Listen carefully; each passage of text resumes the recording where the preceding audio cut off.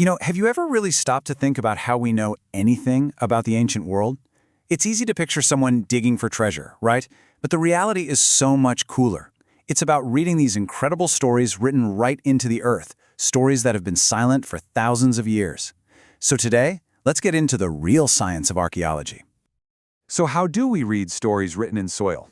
I mean, really, how do you take a simple patch of dirt and turn it into a whole chapter of human history? How can anyone possibly listen to the whispers of the past when the only book you have is the ground beneath your feet? Well, it turns out it's a careful process of construction, not just stumbling upon things. Yeah, this quote really hits the nail on the head. History isn't just found. It's built, piece by piece, from actual physical evidence. And archaeologists, they're the ones on the ground, finding all those raw materials. The pottery, the tools, the bones, that let us put together a real picture of what came before. All right, so let's start our journey where every single archaeological story begins, with the discovery itself. And you'll see that this first step, it's often this amazing mix of really hard work and just pure, incredible luck. It almost sounds like something out of a movie, right? But it's actually true a lot of the time. You've got archaeologists who spend their entire careers searching for one specific site, but then some of the world's biggest, most famous discoveries, they were just stumbled upon by regular people going about their day. And these examples are just perfect. They show how history is literally hiding right under our feet. Think about it. Back in 1856, workers building a railroad were using these ancient bricks to hold up the tracks, and they had no idea they were taking apart a 5,000-year-old city from the Indus Valley civilization. Or how about a hunter and his daughter who just happened to find the breathtaking Altamira cave paintings in Spain? And then in 1974, you've got farmers just digging a well, and suddenly they've hit the first of thousands of soldiers from the incredible terracotta army. Just amazing. Okay, so once a site is found, whether it's by complete accident or after years of searching, that's when the real work starts. And the modern archaeologist's toolkit, well, it's a whole lot more than just a trowel and a brush these days. We're talking about technology that can literally see the invisible. Now, don't get me wrong, the basics are still absolutely essential. You've got your notebooks for every tiny detail, pencils for sketches, scales for measuring. That's the crucial, hands-on part of the job. But now all of that is paired with this incredible high-tech arsenal that has totally changed the game. It lets archaeologists survey huge landscapes right from the sky. A lot of this starts with something called remote sensing. The name sounds complicated, but the idea is simple. Think about your TV remote. You're controlling something from a distance, right? Same idea. Archaeologists use this to spot patterns on the Earth's surface, things like the faint outlines of buried walls or old riverbeds that you would never ever see if you were just standing on the ground. Then you've got LiDAR, which is just mind-blowing. Basically, you have a plane or a drone firing millions of tiny laser pulses at the ground. By measuring how long it takes for those pulses to bounce back, it can create this incredibly detailed 3D map of the landscape. But here's the magic trick. It can digitally remove things like dense jungle canopies, revealing the ruins of entire cities that have been hidden for centuries. And finally, where does all this amazing data go?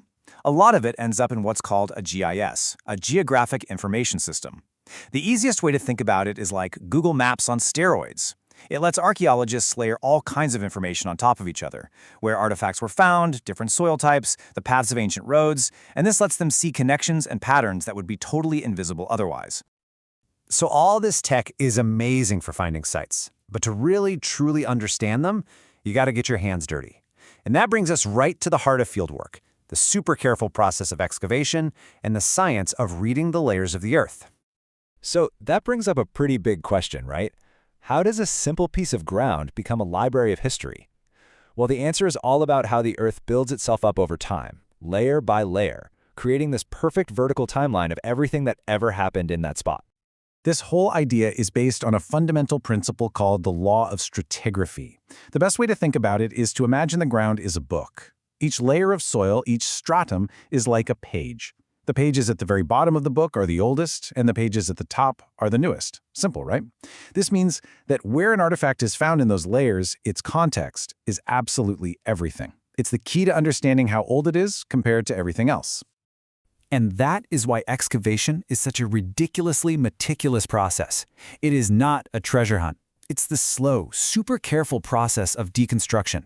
Every single thing they find, no matter how tiny, has to be documented in 3 dimensions. Its depth and its exact position, All that data is what makes it possible to piece the story back together later on.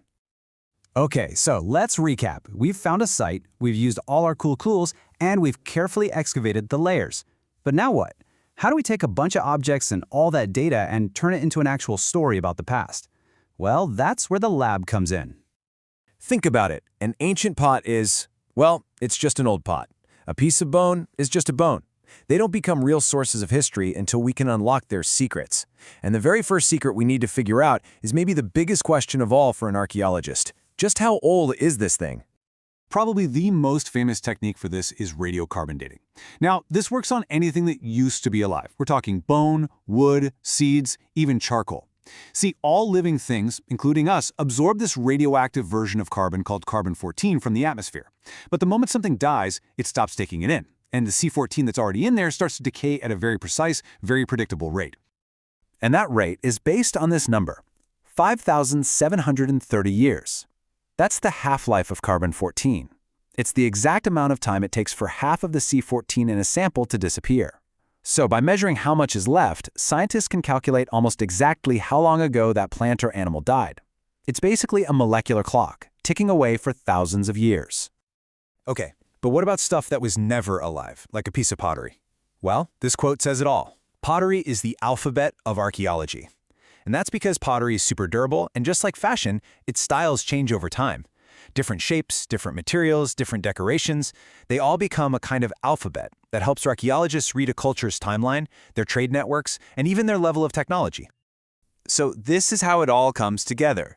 Archaeologists take the story they get from the layers of the Earth, they combine it with the hard dates they get from science, and they add in all the cultural clues they get from the artifacts. And when you put all that together, you can start to write the first draft of history.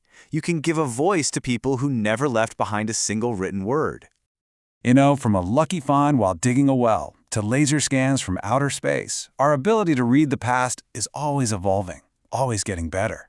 But it seems like every dig that answers one question just opens up a dozen new ones. There are countless stories still buried out there, just waiting in the soil. And that leaves us with the most exciting question of all. What are we going to find next?